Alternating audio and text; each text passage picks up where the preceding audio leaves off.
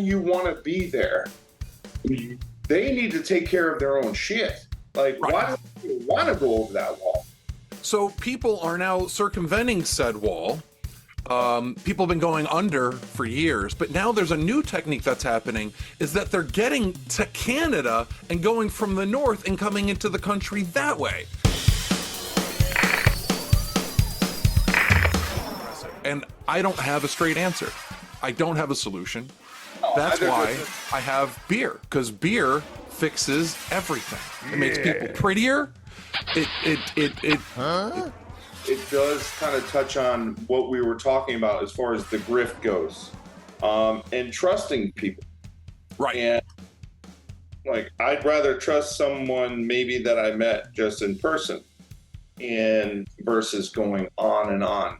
And this goes both ways for both genders. I've heard stories where men take on that role and meet the woman, seduce her,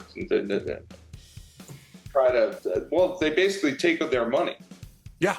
They are skilled cons.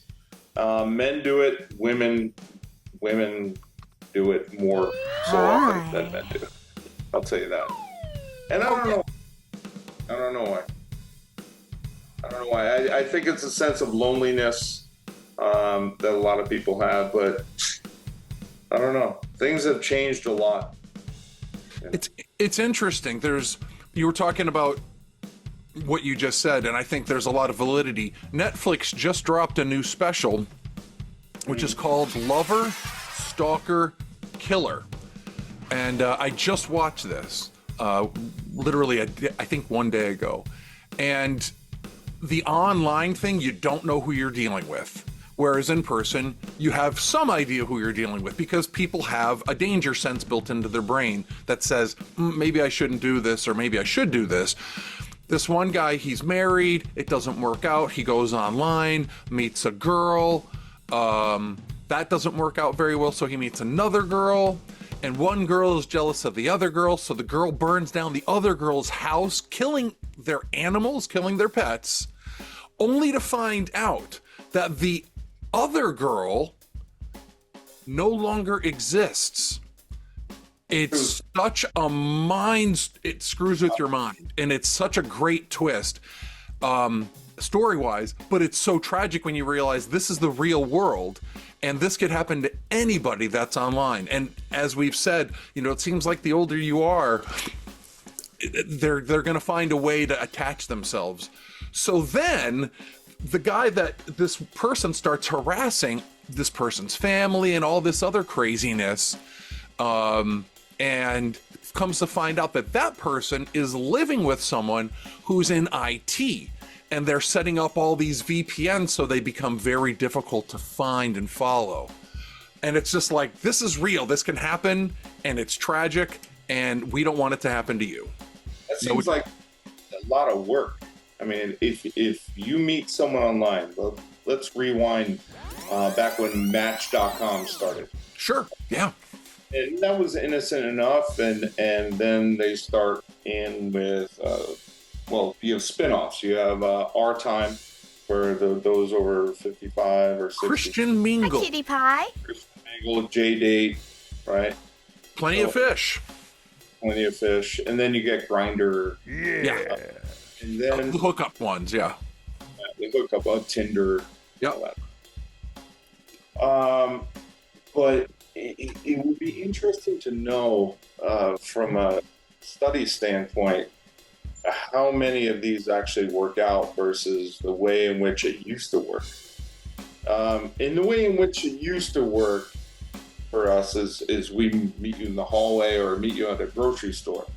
Unfortunately, because of there's so much grifting going on, everyone's defenses are up, and it makes it much harder to trust somebody, right? When even, you and I, and there's obviously a lot of people out there that we want to trust, but we're conditioned on what's going on in this environment, and you can't trust anyone.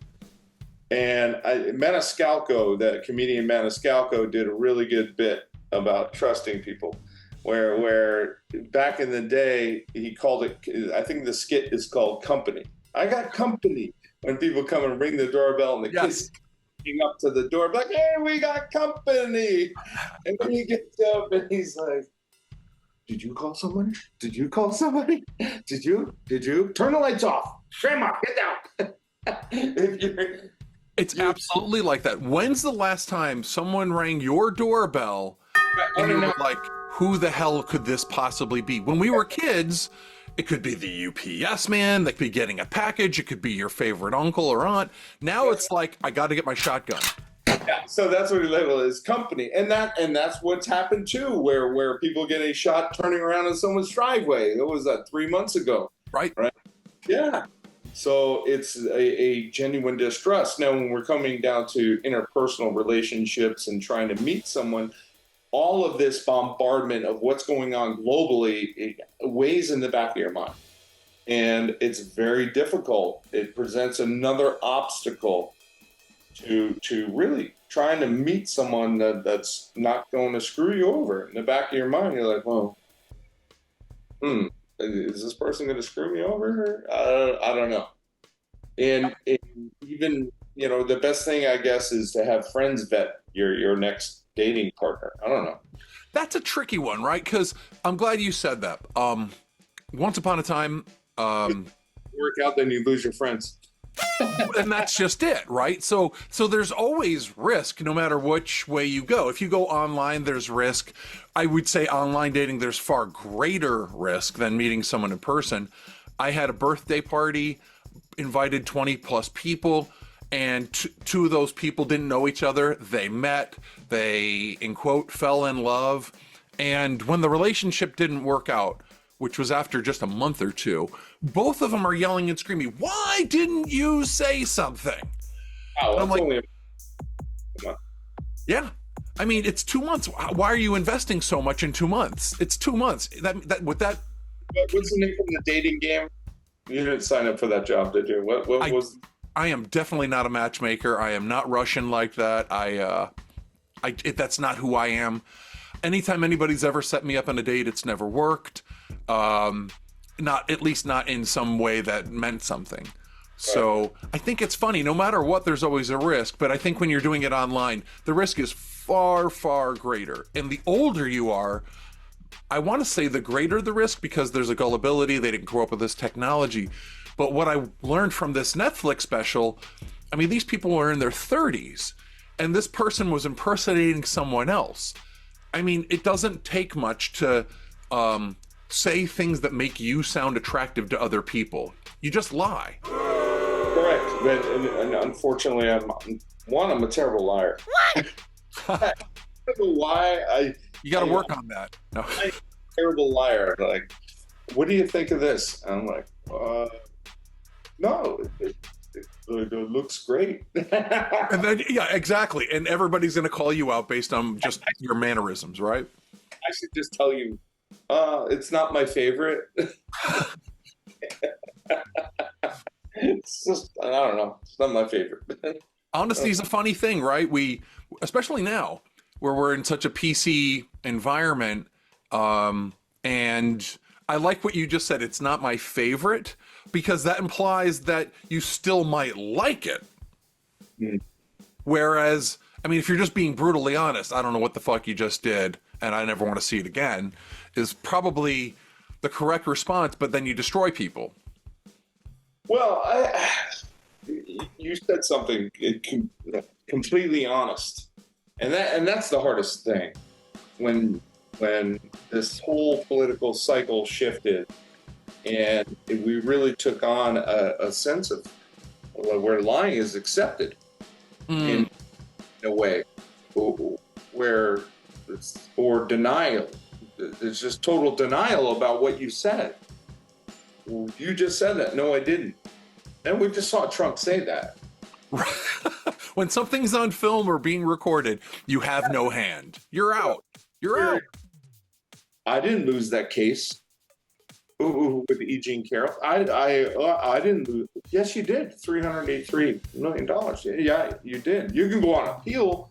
He's like, well, the appeal court, he said he lost. So it's becoming commonplace where people are just lying and accepting it. If you I look at your background and that's green, and you're telling me it's purple. I'm like, is it? I could change it to purple if you want. Yeah. 2 weeks ago, it was red. You know, I can do whatever I want. I'm the god of tech, so. Well, right now it's green. Right now. Are you sure? Is your sight impairing you? Do you actually know what you're seeing? What if I told you that what you're seeing is wrong? You're not seeing things clearly. Look, nothing's clear anymore. Everything's foggy. But it's the things we have to do for money. Anyway. See you with one or two eyes. But anyway, going back to what I was saying about over time, what I see is it's become commonplace where lies are just accepted, and I'm not a person to just sit there and say no, that's blatantly wrong. It's wrong. It's incorrect, and people are just accepting it. So what do you do in that situation? If lying is just all right, what do you do? Lying is a part of the grift, right? So it takes a special person to know, if someone's a dirtbag. It doesn't take a special person to know if they're a dirtbag, but it takes a special person, in my mind, to be a dirtbag. You actually have to focus on you live your life trying to screw other people over. That makes you a very bad human, in my mind. Right? Undeniable. I mean, absolutely, 100% agree. Viewers, if you have things that you would like us to talk about, debate, look at, or whatever, send us drop us a line, and you'll be able to do that very thing, and then we'll talk about it. And if you're a scammer doing so, boy, am I gonna so hard. And I do not use lube. I use pine tar. I'm the guy dropping the pine tar on top of the pee-pee. That's his grift.